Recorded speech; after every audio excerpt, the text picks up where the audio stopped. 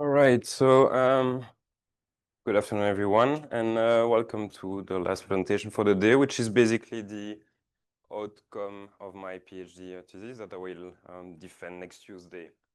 So during my PhD, I've basically dealt with the problem of retrieving meteoroid trajectories and speeds using the BRAMS network. And the outline for today will be to discuss the challenge of retrieving meteoroid trajectories using BRAMS. I'll go quickly over the BRAMS network, and then I will present what I implemented in terms of trajectory reconstruction using times of flight, and then adding some phase information, and finally some uncertainty quantification on the trajectory solution. So when I started my PhD, the question was, can we use BRAMS to retrieve meteoroid trajectory and speed? There are actually two challenges with that question. The first one is that BRAMS is a CW system, which means that it continuously transmits and receives signals. And because it has no pulses information, we do not know the range of the event. The second difficulty is that we are talking about forward scatter, which means that the transmitter and the receivers are in different locations, and that makes everything nonlinear and much more complex. So when I started my work, there was no system CW forward scatter in the world that could retrieve trajectories and speed. I will not present BRAMS for another time, but I will just highlight that all of our receivers have no range, as I said, but also no directional information except for the two interferometers. And that makes the whole problem of retrieving trajectories much more complex. So trajectory reconstruction, Herve touched upon this, is based on the principle of specularity, which basically makes an analogy between radio and optics in the sense that the meteor trail behaves like a mirror, which from which the power will emanate from one point only. And this point is called specular point. The passage of the meteoroid at this specular point will be named T0 and will be associated with the timing T0. So when we detect an amplitude curve, we have a meteor event, which is quite obvious here, and we can actually identify this timing T0 on the amplitude curve. And we can actually do that for all of our receivers.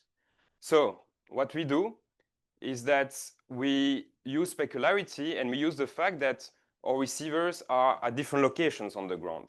And as a result, their specular points, because of the geometry, will be on different positions on the meteoroid trajectory. For instance, this receiver O will have a specular point P0, and this receiver I will have a specular point I. As a result, their T0s will be different, and we can measure differences between those T0 timings using a reference receiver and another receiver. To define the trajectory problem, we need some unknowns to solve for, and we introduce 6 of them, 3 for the position and 3 for the velocity, which we assume to be constant. That means that we need at least 6 inputs, so at least 6 times of flight. This is the workflow. We detect our signals at a number of receivers. We extract using some signal processing the times of flight, and we plug them into this equation. It's the only one I'm going to show today, but it's super important.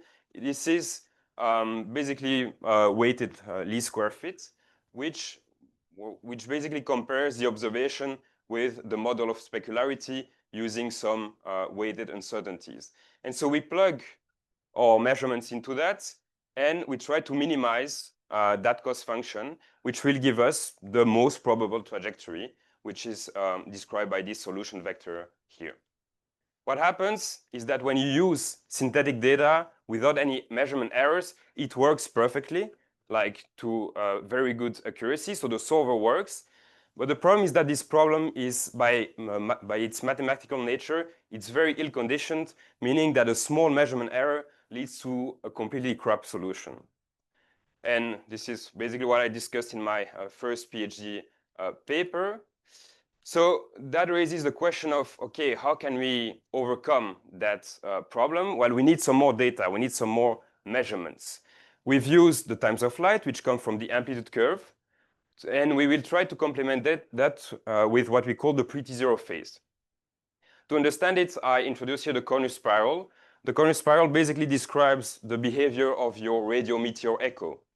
What we have is that we introduce a Fresnel parameter x, which goes from -infinity when we are far up in space to +infinity when we reach the ground. And between those two values, we'll actually walk along that Cornus spiral.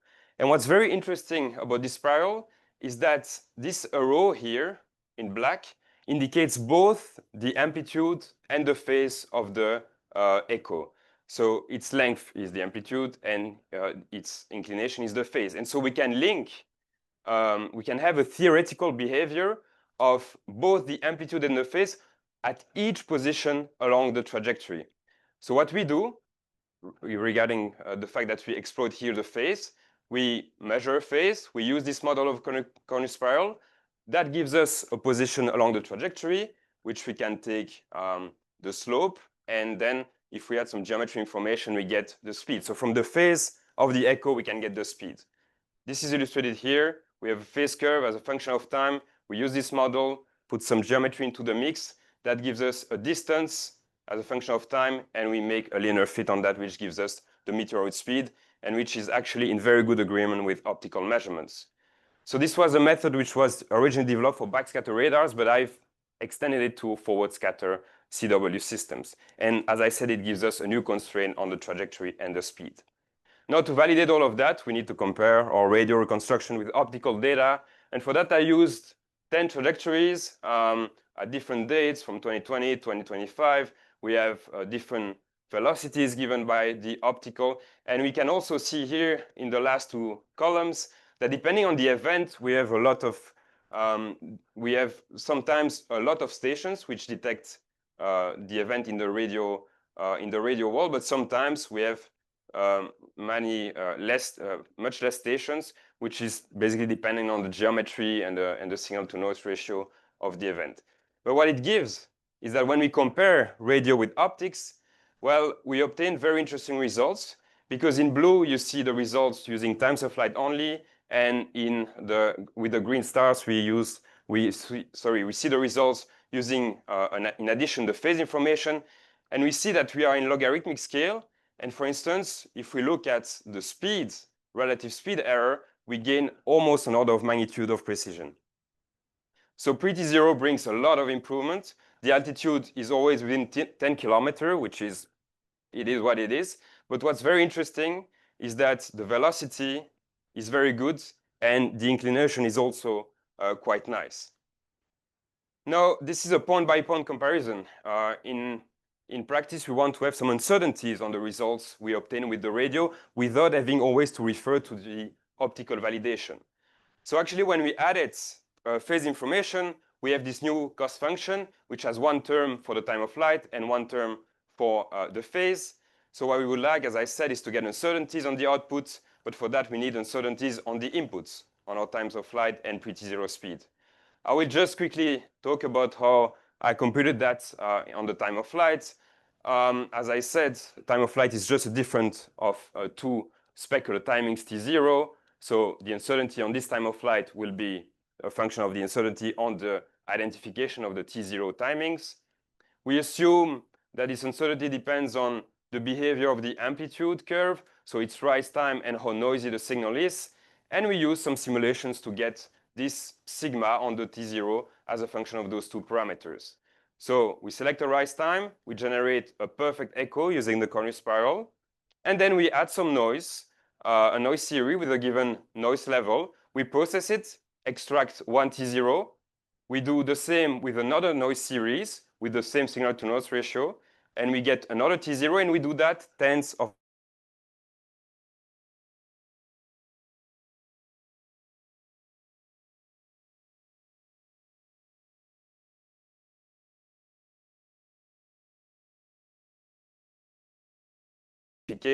as a function of the noise level and the rise time. And if we take slices on that color map, we see the dependence on the signal to noise ratio for different rise times. And we see obviously that as we go to lower signal to noise ratio, we have an uncertainty which shoots up. Now we have the measurement uncertainties. We need some uncertainties on the solution. And for that, I will go very quickly because it's quite complex, but the idea is that we work in a Bayesian framework where everything is a probability distribution. What we are interested in is the posterior, which is the probability distribution of the trajectory given our measurements. And with some reasonable assumption, we can actually show that this posterior is proportional to our cost function, which is a very strong result, because it means that the cost function gives us the best fit trajectory, but also its probability distribution. So all we need to do is to find a way to sample this because it's not doable analytically. And for that, we use a Markov Chain MonteCarlo approach, and in particular, the one of Johan, Daniel and Johan that was published for meteor head echo analysis. And so I implemented that, and here are the results that it gives. So what we see is this kind of scalar matrix, which represents our 6 trajectory parameters. And if you make a zoom on the diagonal, we see, for instance, here on the altitude parameter, the kind of distribution we have. We can identify the optical solution and also some outputs from the solver. And what's very interesting is that now the optical solution is always within our confidence interval at 3 sigma. We can also look at the cross correlation on the off diagonal, for instance, between 2 velocity components. And we see here some directionality, which means that those parameters are correlated with each other. Finally, here are basically on the 10 cases I studied, the confidence intervals. So we have the confidence interval with BRAMS, and then the CAMS solution, which is given as the cross there. What we see is that for practically every event, the optical solution is within our 95% confidence interval. What we also see, and which I think is the most important output of my work, is that we have very narrow confidence interval for the speed and for the azimuth of the radiant, but we have much wider confidence intervals on the altitude and on the elevation. And this is actually discussed in a paper that was recently accepted in radio science. So overall, during my PhD, we solved the CW forward scatter trajectory problem. With times of flight and phase information, we get a 5% speed and 2 to 4 degree inclination errors. If we want accurate altitude determination, we need interferometry, which kind of circles back to Johannes' work. In the future, we definitely need deceleration models and get rid of this constant speed hypothesis. We need to get some orbit from that, potentially ionization curves using the power detected at several specular points. And finally, with the coupling with ablation models, retrieve back the initial meteoroid mass. And on that, I thank you for your attention.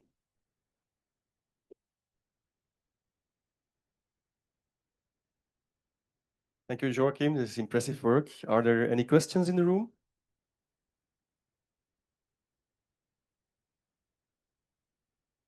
No questions in the room yet. So I have a question myself, actually. So you have shown, well, you are using just the pre-t0 phase or information. So that probably means it's valid both for underdense and overdense meteors. Is that correct? Or yeah, that's a very good point, actually, because I mean, obviously, specularity is usually more applicable to underdense echoes. But the advantage is that we are just looking at what happens before the specular point. So in that case, it's usually applicable to much bigger objects. And for instance, I've already seen that it works on space debris as well in some cases. So very big re-entries of starlings. The pre-t0 phase does give an output in terms of pre-t0 phase. Thanks. Any other question? Perhaps online?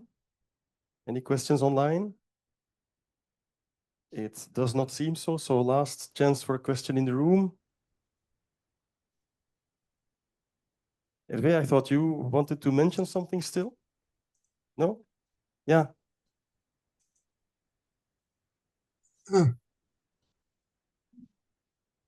it's a long problem session. This one slide has, but that's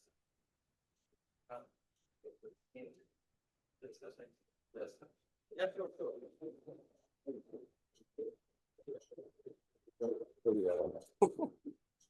Okay, yes. So You've seen this nice presentation by Joachim.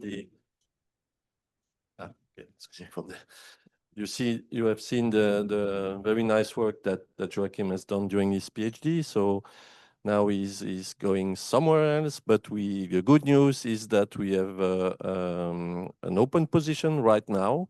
As you can see, where is it here?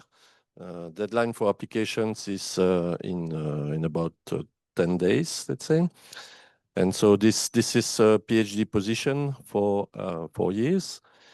And this is the website where you can find the complete information about it. So if you know anybody who is interested, please forward this information. And this will be to continue the work of Joachim, and in particular to go to the next step is to go to the orbits from the trajectory in the atmosphere. Thank you. Thanks, Herve. I see that there's an online question from Felix, which is a bit weird because it's Felix Verberen, of course. Yeah, Felix, do you have a question still for Joachim? Well, yes. Well, what I just wanted to ask is the pre-specular point reflection method doesn't interfere with head echoes. So your question was, is the pre-t0 phase interferes with head echoes? Did I understand right? That's right? Right, yes. I mean, the signal we get at the receiver is always like a combination of both. But the thing is that the radar cross-section of the trail obviously is much higher. It's much larger than the one of the head. It's about a factor of 60 dB. So in that case, it does not really perturb the head. It's usually we only observe head echoes when we have a trail behind and not the opposite. So. Okay, thank you. Thanks. So let's thank all speakers again, and then this session is over.